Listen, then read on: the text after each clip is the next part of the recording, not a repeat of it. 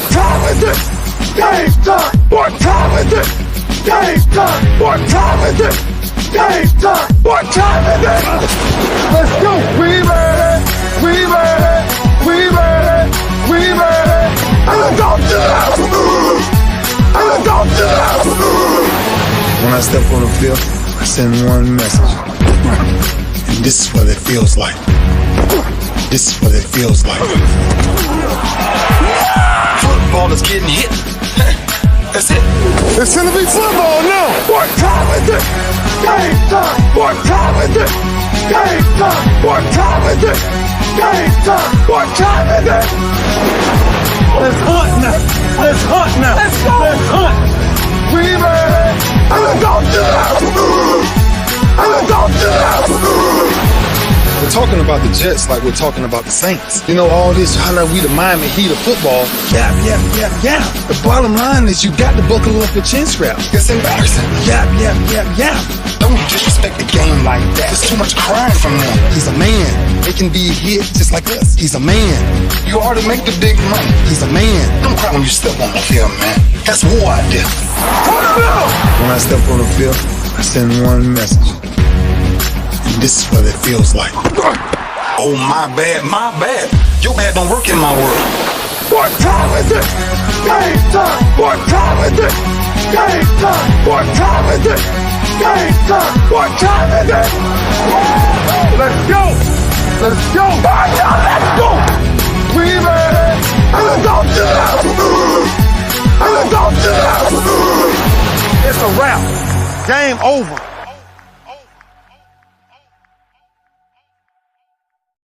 Just getting started right here on the lunch break, powered by JM&E, streaming live on Roku TV, courtesy of them dudes right there. King Dog and Ben Sutter III, live from Vegas, baby. What's going on, Super Bowl Media Row? Hey, what's good, on? Man? What's good? Bring that beat back, man. I'm over here Super Bowl Media Row looking at me like, they don't understand. I hit it with that South Dallas on it. Hey, he's trying to do the Dougie, but his knee bad. So. You leave that man alone. He can Dougie in his seat. Hey, yeah. All the walking you got to do out here, man. Ooh, the arms Dougie on here.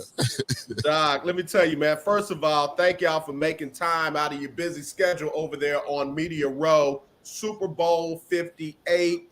And look, let me get out the way. What's happening over there? Who have y'all talked to? What's it looking like? What's it feeling like? Tell us, brother. Well, I'm going to start because I was the only one supposed to be on here, but Ben bogarted his way when he found out lunch break. Can I be on too? I guess, man. But, BS3. But yeah, they got the media set up between the Luxor and the Mandalay Bay here on the old side of Vegas, right close to Allegiant Stadium where Super Bowl 58 will take place. Yeah. So of course, yesterday got credentialed, picked up, came to Radio Row, started setting up. You see the backdrop back there. So BS3 Network is big. We doing it big out here with two T's. Last night was pretty dope. We had the actual opening night last night. So on Super Bowls, when you have opening nights, they'll typically do it in an arena most of the time and limit the crowd to about 15 to 18,000 or so, your typical basketball arena size. But last night they actually had it at Allegiant Stadium. Really? What's new about the last few years is that they've actually started selling tickets so fans can get in to those opening night. That didn't used to be that way back in the day. On opening nights, it was media only, but that adds a dynamic to it. And again, sensory overload is what I would have to say, because you got lights going crazy, you got fans going crazy, you got all media types all over the world. You bumping into Adam Schefter and then you turn around and Tony Bruno looking at you crazy, so it was fantastic, fantastic. Again, sensory overload and a lot of fun, man, getting to interview a couple of the players, coaches, and whatnot, and just getting their take on the game. And of course, getting a look at the stadium, so you can kind of tell what kind of issues you may have. And if I may say so, this is just like Phoenix in the sense that they have a tray that the grass is on that gets rolled out to be able to get sunlight. You know, a lot of people think that indoor stadium is turf, artificial turf, but it is natural grass. But when colleges play on it, they have the ability to go with just artificial turf, you know. So professional, they bring in the tray real grass. College, they go with artificial turf. So the tray was out. Now, what may be a factor, last year, BS3 Network was first on the grass Breaking and the news. turf being a factor, okay? This year, because it has been rainy in Vegas, that grass has been outside and covered up. So let's keep an eye on that and see if they got footing issues come Sunday. Yeah. Okay, so now that all is very interesting because we literally heard right after the Super Bowl last year how horrible the field was and how players were just upset that that field was as in poor of condition as it was. So you're telling us that's more than likely not going to be the case, minus some possibly some precipitation. Yeah, it's not perfect. Yeah. There is still a possibility because when you bring grass in like that, there's all the traveling.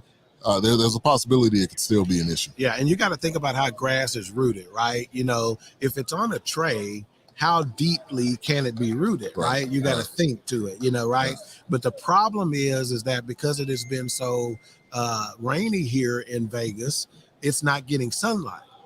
Okay, they got it covered, you know, but it's not getting sunlight. So I'm just saying, don't be surprised if it's not in tip-top condition. I don't think it'll be Phoenix level because Phoenix's problem was they brought it back inside too early, and it didn't dry out properly. So it even started to mildew, and it was just too soft. So hey, rookie mistake on the stage like that. And what's interesting is the guy that does it, that oversees that, has been doing it for decades. Right. They call him sign God, don't they? Right. So I mean, he quickly threw people under the bus when they started pointing his direction. So hey, y'all, we got Ben Sutters III, King Doc. They're broadcasting live from Media Row, Super Bowl 58, live from Vegas, and they are checking in right here on the lunch break. Now, let's get right to the stuff. What's the energy like about the actual game? We saw some craziness. Media day is always full of craziness. Somebody's going to get proposed to. Somebody's going to get asked a dumb question like, what's your best Kermit the Frog impression? But what's the real stuff going on about the matchup? Talk to us about that. I'll let Ben give his thoughts first, and then I got some interesting thoughts. Yeah, I think one of the biggest things is obviously because it's in Vegas, it is heavy San Francisco. But don't be shocked. A lot of Chiefs fans traveled as well. So there's definitely that, which is now this is kind of becoming a rivalry. This is their second time playing in the Super Bowl together. Obviously, there's the trash talk, but I think the vibe is, I would say it's almost like a 50-50. You know, who's going to win this game? But you know, they've done everything they did to get here, and you know, I think they both got a pretty equal shot. Yeah. Let me just say this, okay?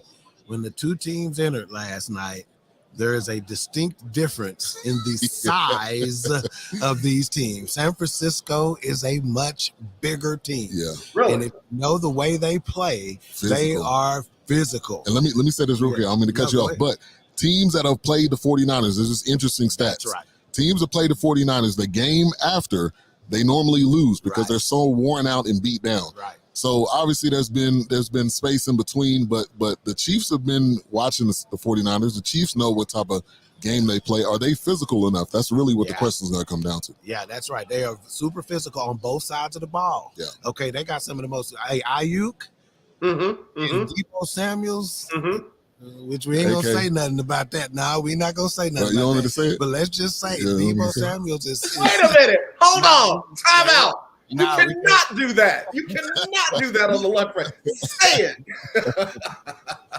Let me just say this. We saw some video where he was a little light in the loafers, man. I'm gonna leave it like that. I'm not kidding. His nickname is Sweetness, but we're not, not for that reason. But what I will say is that he is a physical receiver, though. Yes, he's a bruiser. He's not. They're not looking to avoid contact. So they're a big physical team, right? And so Is Kansas City gonna lay down? Because again, if you got any, hey, I'm gonna tell you like this: when the Cowboys play a physical team, I already know what's gonna happen. Yeah, we're gonna lay it down. So are they gonna have the intestinal fortitude? Are they gonna remember? We already got 2 rings. Yeah. And when you look on paper, the 49ers have the most talent at every position. If you go McCaffrey or Pacheco, you picking McCaffrey. No doubt. If you go to one receiving core of the Chiefs, you definitely gonna go with Kansas City. Right. I'm sorry, with San Francisco. Yeah. Right. Now the tight ends is where it's pretty equal. They're like 1A and 1B. Got it. So on paper it looks 49ers, but there's I got one a guy. trump card. There's one guy. I got a trump card. Are you about to say what I'm about to say? Patty Mahomes. Texas's own Patty Mahomes. So when you ask me who I take, that's my. I can't until you beat him consistently. Nobody's been able to do the whole playoffs. Yeah, I'm not betting against it. Yeah. Steve Hennig chiming in saying, please don't forget Fred Warner and that monster D. I was Physical. going to say that when you look at the front 7, Chris Jones is a beast, but when you look at Bosa and them other cats on the other side, I got to give the edge front 7 to the 49ers. I was going to say linebackers Kansas City until Keith reminded me with Fred Warner and that crew, it might be a slight edge to 49ers there. And Greenlaw. Don't forget about Greenlaw. This team, I'm not a 49ers fan, but the way they've built this defense it has to be applauded. Because a lot of these guys, nobody could say they knew who Greenlaw was. I mean, obviously, Nick Bosa, but they've built this defense on guys that fit their system, and they don't have the same defensive coordinator. Obviously, DeMarco, he ended up going to be another coach. So there's a system that they have that works. Same thing at quarterback. Purdy is not great, but he does not make mistakes, and there's a system that's built. That's why they had Garoppolo. That's why they had Purdy. That's why they had whoever you want at Mullins they had during a period of time. You got to give credit to their coach, Shanahan. He's got it in his blood, right? His daddy was a bad boy, so he got it in his blood. I'm not a fan of his, but he can coach. But I'm gonna tell you this: do not slight Kansas City's defense, because I got news for you. It may be Kansas City's defense that got him here. Excuse me, and King 1.0. I love you, but it ain't no maybe. It is damn straight that Kansas City defense got them there. Yes, sir. You're averaging about 14 to 17 points a game. That's your defense. Yeah. That is your defense getting you there. But y'all named somebody, and I can't let it slide. Let me get to it real quick. When you put Andy Reid against Kyle Shanahan, you got to take Andy Reid. You got to take Andy Reid. Experience. And I got to tell you, Kyle Shanahan done slipped away from that Super Bowl 51 that was right here in Houston when you're up 28-3 and you got dog walked by the New England Patriots. That was Kyle Shanahan. And I was sitting where you guys were for that Super Bowl. And let me tell you, after the game, he didn't have a whole lot of answers about why he could not finish it off and run the ball. Let me remind you, the last time these two teams played, he ran into a slight problem with that again. Has Kyle Shanahan learned his lesson, and is he ready to take this team to their final step? They have not been there under him. Hey, no argument. And I'm going to give this last note because we got an interview coming up. I understand. Kansas City's own Tech 9 in the building for opening night last night. He the one who wrote Red Kingdom, which is the Chiefs anthem. And so he got the crowd crunk last night. So just a little entertainment tidbit. And I'm going to go ahead and say it right now. I think the 49ers will get it this year. I think you learn. You learn your mistakes. They are fully healthy. The issue has been a lot of years they have not been healthy. They are healthy, and so I think this is the year they're going to do it. They're going to be hungry for sure. All right, King Doc, I need your pick. You done slid in there. You ain't picked nobody. I'm not. I told you I cannot pick against Patty Mahomes until you beat him. So I'm a ride. I'm a ride with the Texas boy. Y'all tell everybody what else y'all got up for the rest of the day. I know y'all got to go, but tell everybody what y'all got rest for BS3 out there on Media So Row. we got a handicapper, Brandon Lang. He's 26-5-2 overall. He's not disabled. That's not the kind of handicapper we're talking about. Get your mans. Whose mans is this? That's your mans. Get your mans. Check your mans. Also, we got a variety of other guests throughout the day, and we have Kurt Franklin coming up at 6. That's tomorrow. Tonight. Oh, that's today because they're Water Revolution tomorrow. Okay. Yeah, so we got Kurt Franklin coming up. We got other guests throughout the day, so make sure to lock in.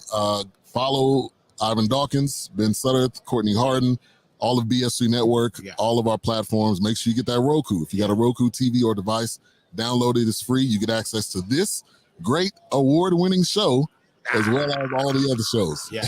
You don't want to miss Kirk Franklin tonight because I got something. So you want a revolution? Hey, listen, y'all take it easy. Again, thank y'all for making time. Can't wait to see all the great stuff that's gonna come out of there this week.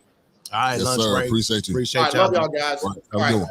Okay, hey man, listen, we had to get that in. That is the guys. They're out there live on Media Row getting it in. I mean it, man. They got good stuff happening. So I'm gonna be dropping clips, try to get them back in all week long. And listen, let's get it. All right, let me take my first break. Keith Hennick, I'm gonna come back to some of your comments and all that right after this on the lunch break, powered by JM&E, streaming live on Roku TV, courtesy of BS3 TV. Now, while King Doc is there in Vegas, I'll be filling in for him tonight with the Queens on Queen 3 and King podcast. Alicia. You can't hold somebody to that standard if you haven't voiced what you want and what you're needing from that. Mika. If you're not communicating expectations, you're waiting for your feelings to be hurt. Nicole. A lot of people don't want to take the time out to be alone and to get themselves together. Ivan. You got to be willing to work through stuff. And from the jump street, y'all done had problems. Maybe you don't need to be working through those. BS3 Network proudly presents Queen 3 and King podcast. Live every Tuesday at 7 p.m. Central.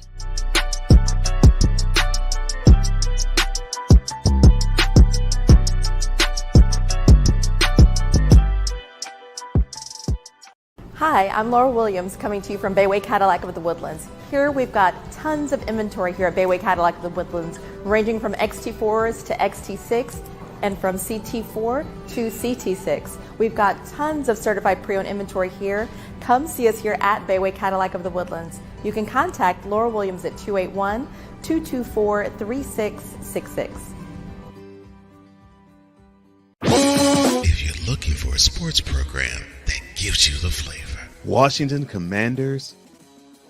Really? This whole thing stinks to high heaven. That pulls no punches. Thuggish act by a thuggish actor. That gives you some humor. Praise everything LeBron does and never criticize it. If you want a show that gives you good times, then this is that show. BS3 Network proudly presents. I am Cole Johnson and welcome to Cole Sports with a Z. Every Friday on Patreon and every Saturday on YouTube, Spreaker, and all other outlets.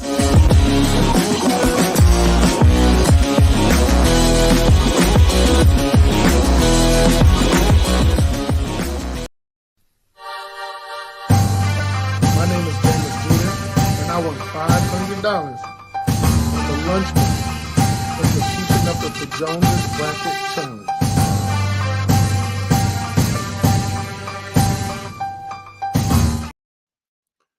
Oh, okay. We back here on the lunch break, powered by JM&E, streaming live on Roku TV, courtesy of those guys we just talked to right there. BS3 live on media, live on Radio Row at Super Bowl 58 in Vegas. Dropped in on us. Again, I'm gonna be trying to get them back in tomorrow.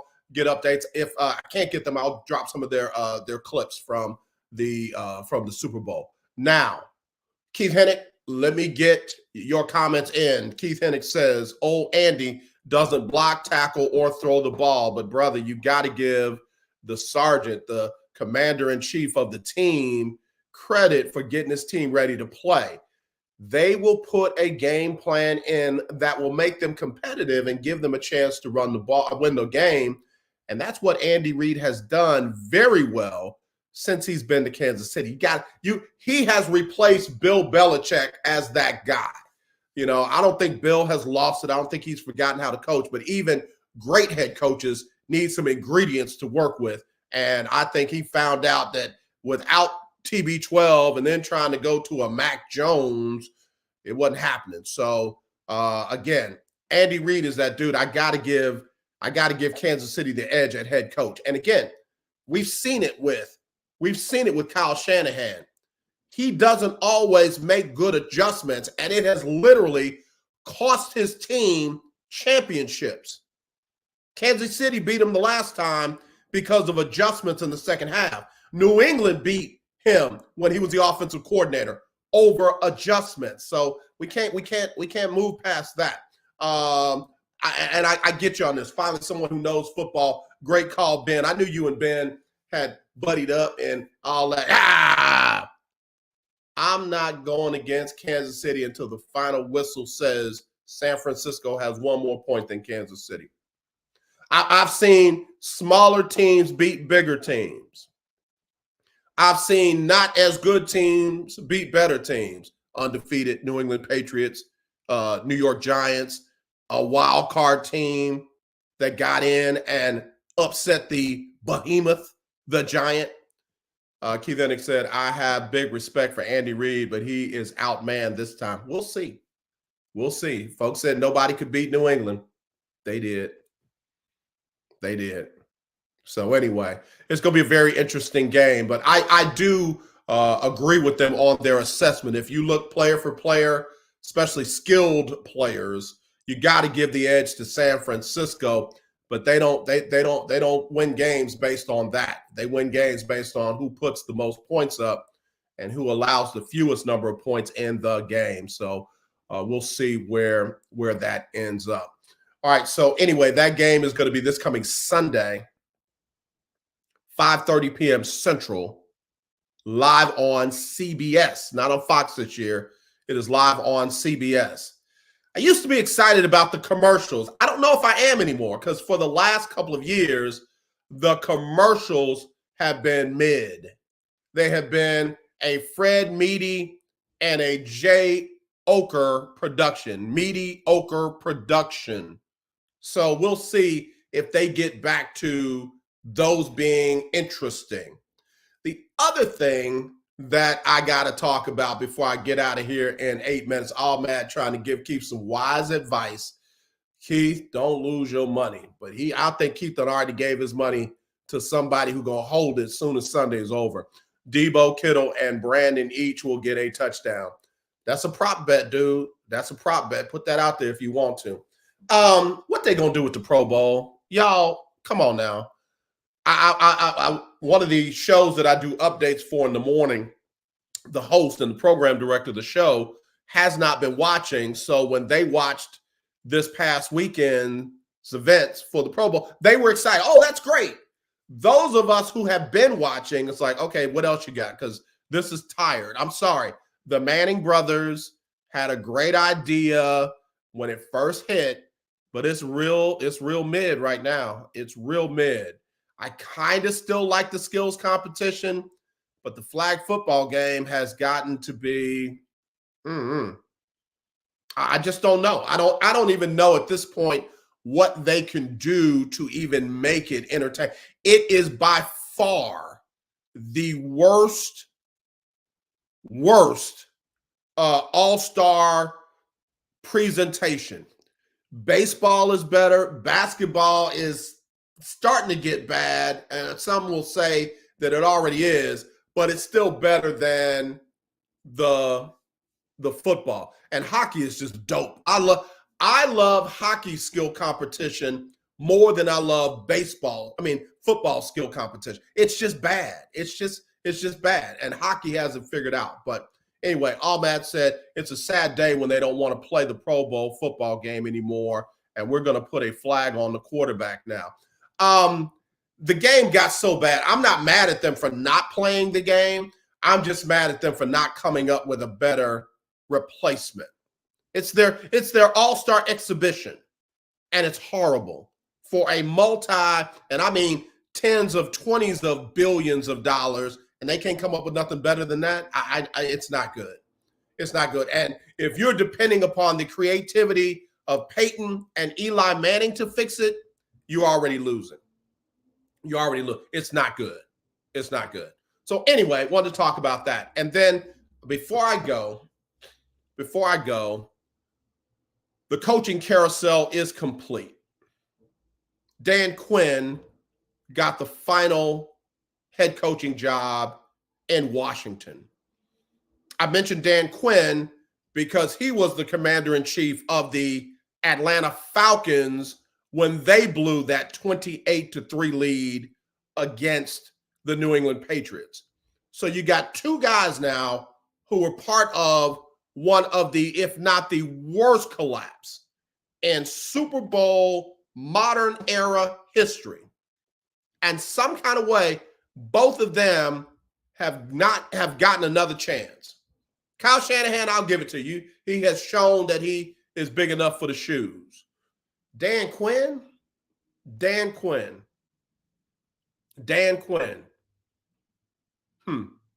I'm not rooting against him. If it were not for Magic Johnson, I would not care if the Washington Commanders even existed. Nothing against the players, nothing against the people, nothing against the fans. But as an organization, if it were not for Magic Johnson, and it ain't a black thing, I just think Magic Johnson is one of those guys that whatever he puts his hand to, it becomes successful. If it were not for him, I would not care if they even existed. But for them not to give serious consideration to Eric Bieniemy is a travesty. And I don't want to hear, oh, well, his offense was ranked 25th and they were 99th in passing and everything. Who the hell did they have throwing the ball? Bill Belichick could not win with Mac Jones. And y'all expect Eric Bieniemy to make Sam Howell look like Joe Namath? To look like, I mean, you're kidding, right? And I'm just tired of the tired armchair, I won the Division I single A championship as the third string punter in high school, and now I know pro football. I'm tired of those armchair quarterbacks.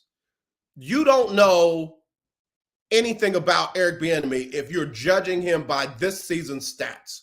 You just don't know. I'm glad that Andy Reid and the offensive coordinator Nagy have been able to figure out how to get their team back to the Super Bowl, but they are a far cry of who they were without Eric Bieniemy. Well, AJ, the players don't like him. He rubs the players wrong. Why? Let's dig into that. Because he holds them accountable. He practices them hard. He makes sure that they drill to the point where their skill set becomes reflexology. I'm not saying that the old school way is right. I'm just saying be clear on what the players are upset about and make sure that's the hill you want to die on. All I'm telling you is out of all the coaches that got a head coaching job, you can't tell me that all of them were better than Eric Bieniemy. And you cannot tell me the guy that ultimately fired him was better than him. I hope Eric Bieniemy gets back to Kansas City. I hope that he is heir apparent to Andy Reid when he leaves, and I hope he just runs it back time in and time out so all of the naysayers that want to minimize this man's contributions, his skill set, his mind, his football IQ can just have to sit there and be mad. I ain't making it a black thing, even though it is Black History Month. I'm making it an Eric Bieniemy thing. It is time out for this BS right here. All right, Black History Month trivia question. Who was the first black head coach of the Houston Texans organization? Who was the first black head coach of the Houston Texans or football organization that started in 2002. First black head coach. I'm waiting. Who was the first black head coach of the Houston Texans organization? I ain't got no money for you. I ain't got no cash. We about to give $500 to somebody after Sunday. So I don't even have a gift card for you. It is not DeMeco Ryans. It is not. Woods, what's up, bro? It was David Culley. David Culley. So if you go interim, then it was Romeo. But full-time hired head coach, it was David Culley in 2020. Hold on, let me make sure I got my dates right. David Culley, 2021. David Culley, 2021, was the first hired full-time head coach of the Houston Texans. Went 4-13, got one season, had more experience than everybody in the building almost combined. Got fired. Now, here's my part B to that trivia question for Black History Month. Yeah, he only got 1 year, Woods. Only got 1 year. All right. Who was the first black head coach of the Houston Oilers / Tennessee Titans? Houston Oilers / Tennessee Titans. Who was the first black head coach for that organization?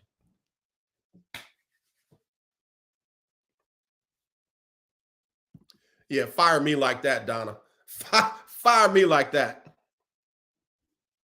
All right, who was it? First black head coach for the Houston Oilers / Tennessee Titans, who were founded in 1960, left Houston in 1996, and have been in existence since 1997 to 2024. Who was the first black head coach of the Tennessee Titans / Houston Oilers? Keith Hennick said Peterson. Nobody. They have never had a black head coach. As always, let's not be divided. Let's be united. I truly do love you. There is nothing you can do about it except tune in tomorrow for Winning Wednesday right here on the lunch break. Seems like they went from Jeff Fisher to Brett. The Adams have never hired a black head coach. All right, y'all. Y'all take care. Again, we'll be back tomorrow for Winning Wednesday. Y'all be sure and tune in. We got some good stuff for you. And we will give you, again, the latest standings in the Lunch Break Weekly, keeping up with the Joneses Pick'em Challenge. We'll see who's in line to win that $500 cash. Y'all take care. Ben Sutters III, King Dog. Thanks for hanging in there. I'll see y'all tomorrow. Hi, I'm Laura Williams coming to you from Bayway Cadillac of the Woodlands. Here we've got tons of inventory here at Bayway Cadillac of the Woodlands, ranging from XT4s to XT6 and from CT4 to CT6. We've got tons of certified pre-owned inventory here. Come see us here at Bayway Cadillac of the Woodlands. You can contact Laura Williams at 281-224-3666. It's Sybil Wilkes with what you need to know. Today is Tuesday, February 6, 2024. Number 1. After 4 months of difficult, often contentious negotiations, negotiators in the U.S. Senate revealed their $118 billion plan to deal with current national and international security emergencies. This bill has detractors on both sides of the aisle. Leading Democrats, including Senators Alex Padilla of California and Robert Menendez of New Jersey, have voiced opposition to the bill because no arrangements were made for dreamers who are still seeking U.S. citizenship. While in a social media post, House Speaker Mike Johnson wrote, "This bill is even worse than we expected," and adding, "If this bill reaches the House, it will be dead on arrival." Number 2, the California Legislative Black Caucus has unveiled a series of reparation bills aimed at addressing the historical injustices faced by Black Californians. The proposed bills include provisions to compensate families for racially motivated land seizures, expand access to career technical education, provide financial aid to redline communities, and more. However, some activists argue that these measures fall short of true reparations, emphasizing the need for direct financial restitution for descendants descendants of enslaved individuals. Number 3, did you know that people who have close relationships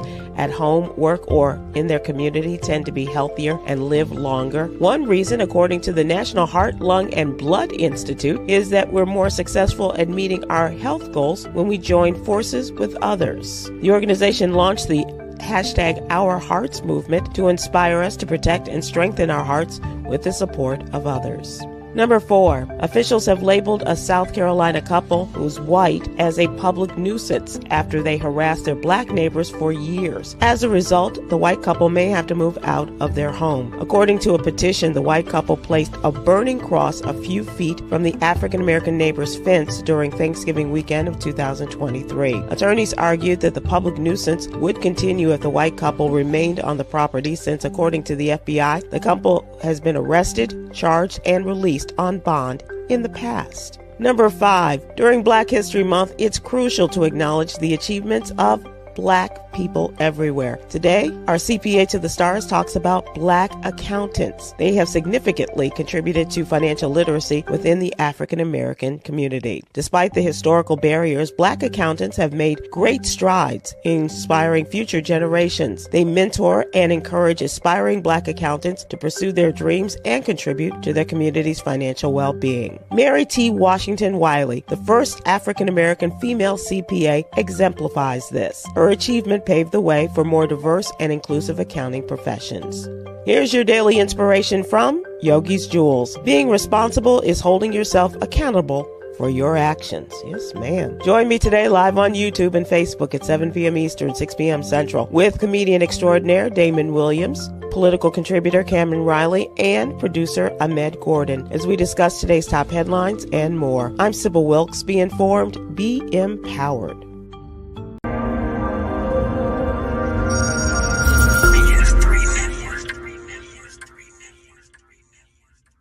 BS3 Network, changing the way you watch TV.